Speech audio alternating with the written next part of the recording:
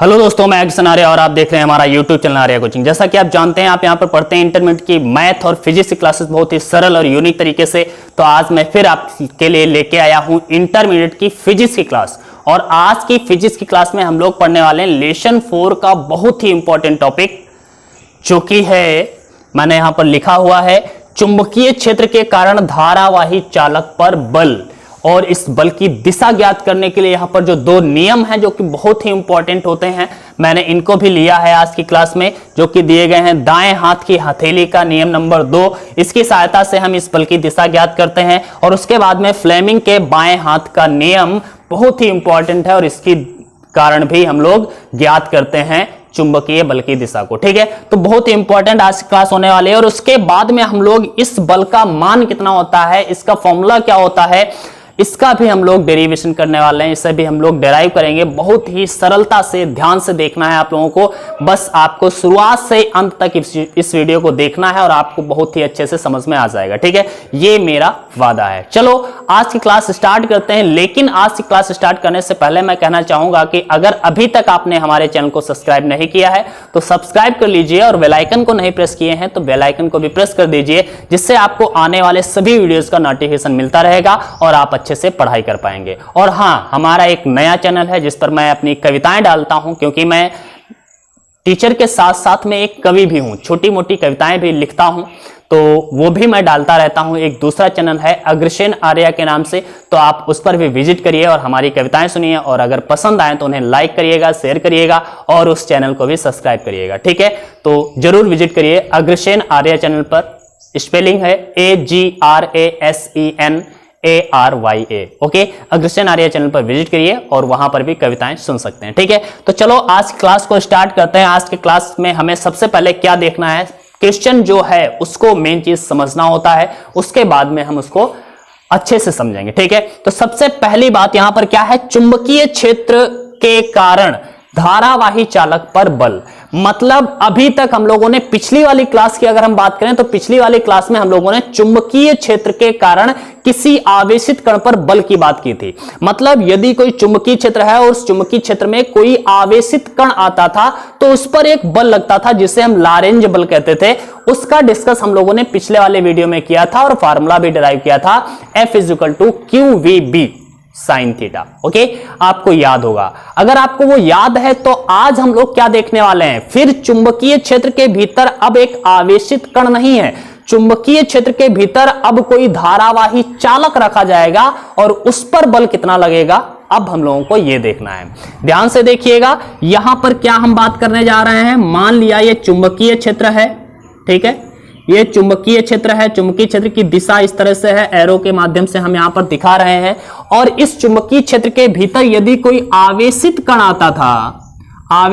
आता था तो उस पर जो बल लगता था जिसे हम लॉरेंज बल कहते थे, F = QVB sin थीटा के अनुसार। ओके, अब हम लोग यहां पर एक आवेशित कण की बात नहीं कर रहे हैं, बल्कि इस चुंबकीय क्षेत्र के भीतर एक वायर रखने जा रहे हैं, एक धारावाही चालक रखने जा रहे हैं L लंबाई का। मान लिया एक धारावाही चालक होगा जिसकी लंबाई क्या होगी, L होगी, और इस L लंबाई के धारावाही चालक पर कितना बल लगेगा ये हमें ज्ञात करना है।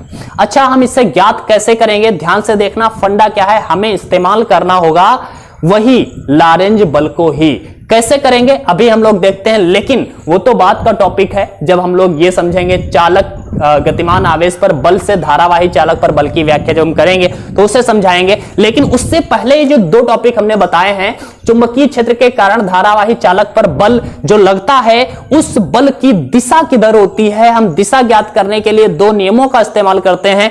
वो दोनों नियम क्या कहते हैं इसके बारे में सबसे पहले जानकारी ले लेते हैं। ओके, तो सबसे पहला जो नियम है हमारा दिया गया है, दाएं हाथ की हथेली का नियम नंबर 2। दाएं हाथ की हथेली का नियम नंबर 2 किस लिए है ये नियम, चुंबकीय क्षेत्र के भीतर यदि कोई धारावाही चालक रखा हुआ है तो उस पर लगने वाले बल की दिशा ज्ञात करने के लिए ये नियम है। ठीक है, ये नियम क्या कहता है, दाएं हाथ की हथेली का नियम नंबर 2 क्या कहता है, नियम नंबर 2 कहता है कि यदि हम दाएं हाथ के अपने पूरे पंजे को इस प्रकार फैलाएं कि अंगुलियां और ये अंगूठा एक दूसरे के लंबवत हो, ठीक है, तब यदि ऐसी स्थिति में अंगूठा चालक में बहने वाली धारा की दिशा को व्यक्त करे तथा अंगुलियां जो हैं हमारे चुंबकीय क्षेत्र की दिशा को व्यक्त करें, तो उस चालक पर लगने वाले बल की दिशा हथेली के लंबवत हथेली से धक्का देने की दिशा में होंगी, मतलब ऊपर की दिशा में होंगी। नहीं समझे अभी? मैं आपको समझाता हूं कैसे समझना है। यदि हम अपने दाएं हाथ के पंजे को इस प्रकार पूरा फैलाएं कि अंगूठा जो है चालक में बहने वाली धारा की दिशा को व्यक्त करे या धारा की दिशा में हो, अंगुलियां बाह्य चुंबकीय क्षेत्र की दिशा में हो, तो चालक पर लगने वाले बल की दिशा हथेली से धक्का देने की दिशा में होती है। अब मैं आपको समझाता हूं यहां पर, ठीक है? ध्यान से देखिएगा, मैं इसको जरा मिटा देता हूं और आपको मैं समझाने की कोशिश करता हूं। मान लिया मानने में कुछ नहीं जाने वाला भाई, मान लिया कि यह है हमारा धारावाही चालक। ओके, यह धारावाही चालक है जिसमें धारा प्रवाहित हो रही है ऊपर की ओर। किधर? ऊपर की ओर धारा प्रवाहित हो रही है और चुंबकीय क्षेत्र की जो दिशा है वह चुंबकीय क्षेत्र की दिशा यह है, ठीक है? यह है हमारी चुंबकीय क्षेत्र की दिशा, मतलब चुंबकीय क्षेत्र इस दिशा में है, धारा ऊपर की ओर प्रवाहित हो रही है। अब इस पर लगने वाले बल की दिशा किधर होगी, यह हमें ज्ञात करना है। ध्यान से देखिएगा, हथेली के नियम नंबर 2 की हम बात करने जा रहे हैं। इस प्रकार हमने इस हथेली को फैलाया और करना क्या है, इस अंगूठे को बहने वाले धारा की दिशा में रखना है। धारा ऊपर की ओर बह रही है तो हम अंगूठे को ऊपर की ओर रखेंगे। अगर धारा नीचे की ओर बह रही होती तो हम अंगूठे को नीचे की ओर रखते, मतलब ऐसे रखते तो नीचे की ओर होता, ठीक है? लेकिन धारा ऊपर की ओर बह रही है तो हमने अंगूठे को कैसे रखा, ऊपर की ओर रखा है। अंगूठा ऊपर की ओर है, अंगुलियां ये जो है हमारी किधर हैं, चुंबकीय क्षेत्र की दिशा में है। चुंबकीय क्षेत्र इस दिशा में है, अंगुलियां चुंबकीय क्षेत्र की दिशा में है, अंगूठा बहने वाले धारा की दिशा में है। तो इस चालक पर जो बल लग रहा होगा वो बल किधर लग रहा होगा, अंदर की ओर लग रहा होगा, क्योंकि हथेली से लंबवत धक्का देने की जो दिशा होती है, हम अगर हथेली से धक्का देंगे तो भीतर की ओर धक्का देंगे, मतलब भीतर की ओर बल ऐसे लग रहा होगा, अंदर की ओर बल लग रहा होगा। आप लोग समझ रहे हैं ना? अगर यहीं पर हम इसकी दिशा बदल दें, धारा की दिशा बदल दें, धारा की हमने दिशा बदल दी, ओके? जब धारा की हमने दिशा बदल दी तो अब हमारा बल किधर होगा, तो ध्यान से देखिए, धारा की जब दिशा बदलेंगे तो हमारा जो अंगूठा है अब नीचे की ओर आना चाहिए। अंगूठा नीचे की ओर है और अंगुलियां चुंबकीय क्षेत्र की दिशा को व्यक्त कर रही हैं। अब बल किधर लग रहा होगा, ऊपर की ओर लग रहा है, इधर साइड में लग रहा है, क्योंकि धक्का देने की दिशा ही क्या होती है, बल की दिशा होती है। क्लियर हो गया ना ये बात? मतलब कहने का ये है कि हम अगर इस नियम नंबर 2 की बात करें, दाएं हाथ की हथेली का नियम नंबर 2 जो है वो क्या कहता है कि यदि अगर आपको लिखना है तो आप लिख सकते हैं, इसी भाषा में इसी लैंग्वेज में आपको लिखना है। यदि हम अपने दाएं हाथ के यदि हम अपने दाएं हाथ के पंजे को पूरा फैलाएं या पूरा फैलाकर इस प्रकार रखें कि अंगूठा चालक में बहने वाले धारा की दिशा में तथा अंगुलियां बाह्य चुंबकीय क्षेत्र की दिशा में हो, तो हथेली के लंबवत हथेली से धक्का देने की दिशा चुंबकीय बल की दिशा होती है। बस ये है नियम नंबर 2। आप लोग इसको लिख लीजिएगा, वीडियो को रोक रोक करके आराम से आप लोग लिख सकते हैं, ठीक है? तो इसे जरूर लिख लीजिएगा और बहुत ही इंपॉर्टेंट नियम है हमें बल ज्ञात करने के लिए, ठीक है? इसके बाद में हम अगर बात करें नियम नंबर 2 की, यहां पर जो हमने बात की है, मतलब जो दूसरा नियम है हमारा फ्लेमिंग के बाएं हाथ का नियम। फ्लेमिंग का जो बाएं हाथ का नियम है यह भी बहुत ही इंपॉर्टेंट है और इससे भी हम इसी बल की दिशा को ही ज्ञात करते हैं। अभी हम लोग देखेंगे कि इस बल से हम, मतलब इस नियम से हम बल की दिशा को कैसे ज्ञात करते हैं। ध्यान से देखिएगा, फ्लेमिंग का बाएं हाथ का जो नियम है वो क्या कहता है, कहते हैं कि बाएं हाथ की पहली उंगली, ठीक है, या अंगूठा कहें, अंगूठे की पास की 2 अंगुलियां, अंगूठे की पास की 2 अंगुलियां, ठीक है? तो यदि हम अपने बाएं हाथ के अंगूठे तथा अंगूठे के पास की दोनों अंगुलियों को इस प्रकार फैलाएं कि तीनों एक दूसरे के लंबवत रहें। ध्यान से देखिए, इस प्रकार फैलाना है कि तीनों एक दूसरे के लंबवत होना चाहिए। अंगूठा और इसके बीच में 90 अंश का कोण है, इसके बीच में 90 अंश का कोण है, मतलब तीनों एक दूसरे के लंबवत होना चाहिए।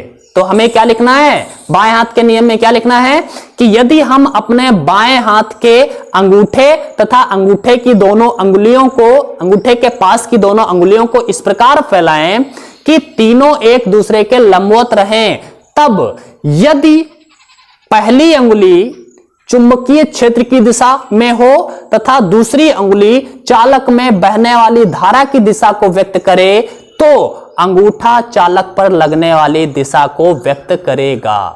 बच्चा ध्यान से सुनिए, मैंने क्या बोला, यदि हम अपने बाएं हाथ के अंगूठे तथा अंगूठे के पास की दोनों अंगुलियों को इस प्रकार फैलाएं कि तीनों एक दूसरे के लंबवत रहें, तब यदि पहली अंगुली चुंबकीय क्षेत्र की दिशा को व्यक्त करे तथा दूसरी अंगुली चालक में बहने वाली धारा को व्यक्त करे, तो अंगूठा किसको व्यक्त करेगा, चालक पर लगने वाले बल की दिशा को व्यक्त करेगा। मतलब ये बल है जिसे हम F कह सकते हैं, ये चुंबकीय क्षेत्र की दिशा B है और ये धारा I है, मतलब FBI, याद रखिएगा FBI, बहुत ही इजी नियम है, FBI, ठीक है।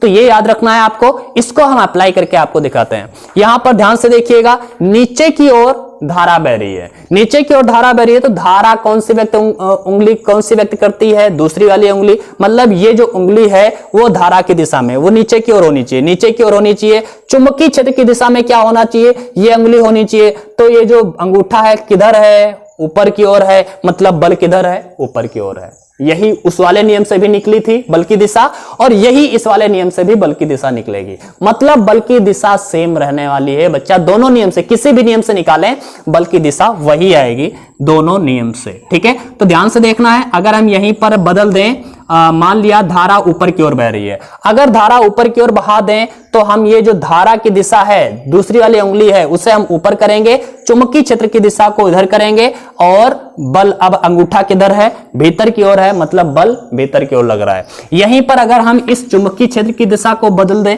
इधर साइड में कर दें, अगर चुंबकीय क्षेत्र की दिशा ये हो जाएगी, तो अब हम इसे धारा की दिशा को ऊपर कर रहे हैं, लेकिन चुंबकीय क्षेत्र अब उधर नहीं रह सकता, अब चुंबकीय क्षेत्र इधर करना चाहिए, मतलब अब हमें ऐसे करना चाहिए, धारा ये है, चुंबकीय क्षेत्र ये है, और बल ऊपर की ओर अब लग रहा होगा, ठीक है। तो मेरे ख्याल से आपको समझ गए होंगे कि ये जो नियम है फ्लेमिंग के बाएं हाथ का नियम क्या कहता है, यदि हम अपने बाएं हाथ के अंगूठे तथा अंगूठे के पास की दोनों अंगुलियों को इस प्रकार फैलाएं कि तीनों एक दूसरे के लंबवत रहें, तब यदि पहली उंगली चुंबकीय क्षेत्र की दिशा को व्यक्त करे तथा दूसरी उंगली वैद्युत धारा की दिशा को व्यक्त करे, तो अंगूठा चालक पर लगने वाली दिशा को, मतलब चालक पर लगने वाले बल की दिशा को व्यक्त करेगा, ठीक है। बात क्लियर होगी मेरे ख्याल से, दोनों नियम आप लोग लिख लीजिएगा, बहुत ही इंपॉर्टेंट है। इसके बाद में हम लोग चलते हैं गतिमान आवेश पर बल से धारावाही चालक पर बल की व्याख्या। मतलब गतिमान आवेश पर बल से, मतलब कोई गतिमान आवेश होता था जब चुंबकीय क्षेत्र में प्रवेश करता था कोई गतिमान आवेश, तो उस पर एक बल लगता था जिसे हम लारेंज बल कहते थे। तो उसी लारेंज बल की सहायता से हम धारावाही चालक पर लगने वाले बल की व्याख्या करेंगे। मतलब धारावाही चालक है जो किसी चुंबकीय क्षेत्र में रखा हुआ है, तो इस पर कितना बल लगेगा इसकी हम बात करने वाले हैं, ठीक है। और इसका डेरिवेशन हम लोग आसानी से सीखने वाले हैं, ध्यान से देखिएगा, और हम लोग बहुत ही आसानी से कर पाएंगे। ध्यान से देखिएगा, मान लिया ये है हमारा चुंबकीय क्षेत्र जो हम एरो से यहां पर दिखा रहे हैं, और इस चुंबकीय क्षेत्र में कोई गतिमान आवेश, कोई धारावाही चालक रखा जाएगा जिसकी लंबाई है L, ओके। L लंबाई का धारावाही चालक हमने इस पर रख दिया है। अब इस पर कितना बल लगेगा ये हमें ज्ञात करना है।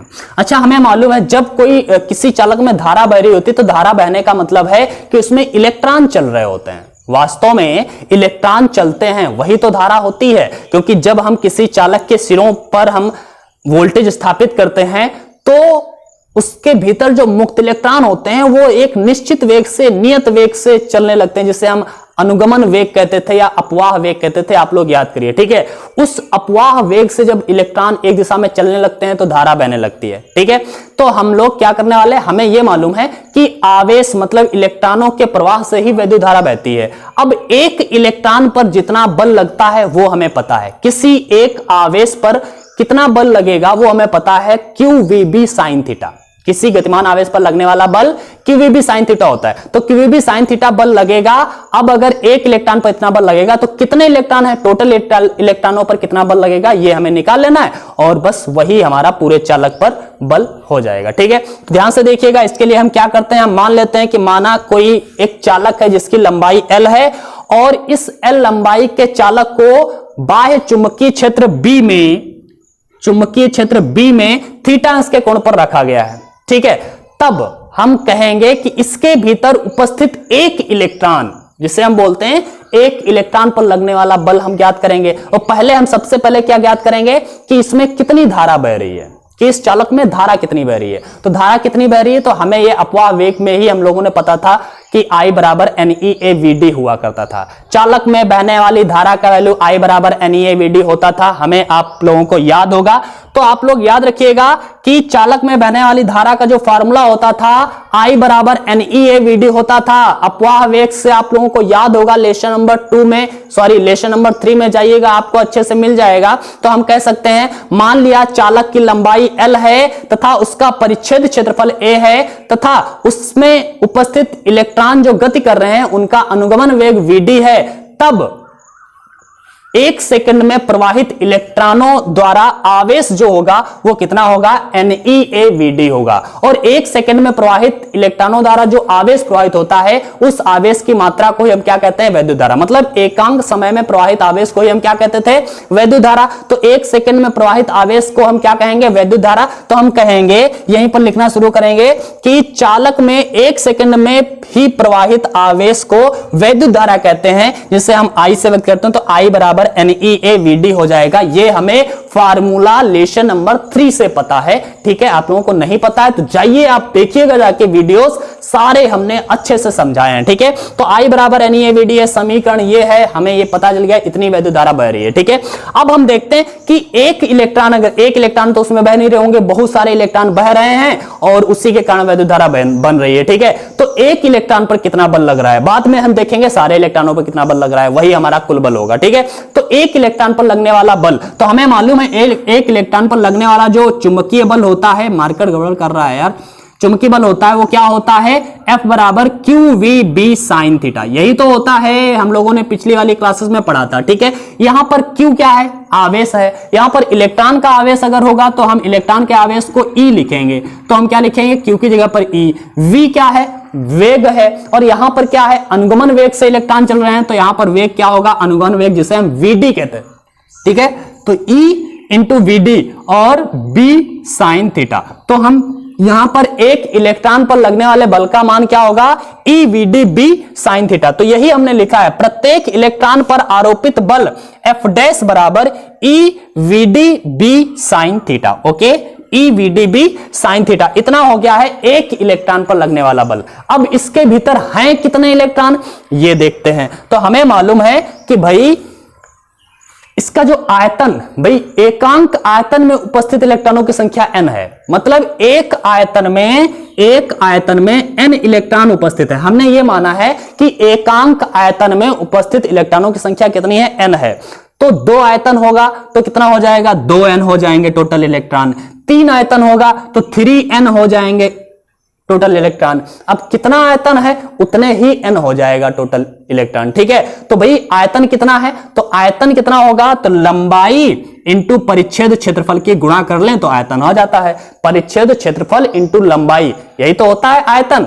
ठीक है, तो आयतन क्या हो जाएगा, क्योंकि हमें मालूम है अगर तार क्या है भाई, तार बेलन क्या आकार का होगा, और बेलन का आयतन भाई पाई आर स्क्वायर h होता है। पाई आर स्क्वायर क्या होता है, परिच्छेद क्षेत्रफल, जिसे हम वृत्त का क्षेत्रफल कहें, या ये परिच्छेद क्षेत्रफल कहा जाता है। ठीक है, तो परिच्छेद क्षेत्रफल a कह दिया और h क्या है, उसकी लंबाई है। तो a इंटू एल, यही तो होता है आयतन।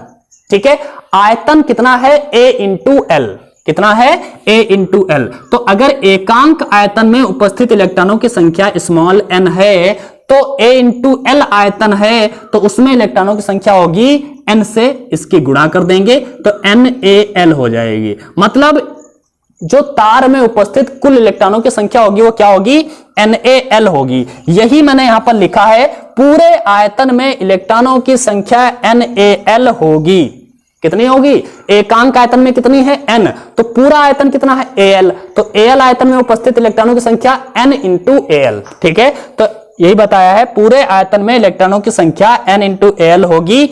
अतः पूरे चालक पर लगने वाला जो बल हो जाएगा वो कितना हो जाएगा, हमें तो बल चाहिए, तो कितना बल हो जाएगा, तो हमें मालूम है एक इलेक्ट्रॉन पर अगर 2 बल लग रहा है, 2 न्यूटन का बल अगर एक इलेक्ट्रॉन पर लग रहा है तो 2 इलेक्ट्रॉनों पर कितना लगेगा, 2 से गुणा, 3 इलेक्ट्रॉनों पर 3 से गुणा, 4 इलेक्ट्रॉनों पर 4 से गुणा, तो एक इलेक्ट्रॉन पर लगने वाला बल जितना होगा उसकी हम कुल इलेक्ट्रॉनों की संख्या से गुणा कर देंगे तो कुल हमारा बल निकल आएगा। ठीक है, तो हमने लिखा है कि पूरे चालक पर लगने वाला जो बल होगा F बराबर एक इलेक्ट्रॉन पर लगने वाला बल जो है उसकी गुणा कर देना है इलेक्ट्रॉनों की संख्या से। अब इलेक्ट्रॉनों की संख्या कितनी है हमने निकाल लिया, NaL है तो NaL लिख देंगे। ठीक है, तो इसको जरा हम मिटा देते हैं, तो हम बार बार समझाने के लिए आपको कर रहे हैं। ठीक है, तो ये हमने लिख दिया F इज इक्वल टू एक इलेक्ट्रॉन पर लगने वाला जो बल है कितना है, तो हमने लिखा है प्रत्येक इलेक्ट्रॉन पर लगने वाला जो बल है EVdB sin थीटा है, तो हमने EVdB sin थीटा लिख दिया। इनटू में इलेक्ट्रॉनों की संख्या, इलेक्ट्रॉनों की संख्या क्या है, तो NaL है। अभी हमने बताया ना इलेक्ट्रॉनों की संख्या क्या है,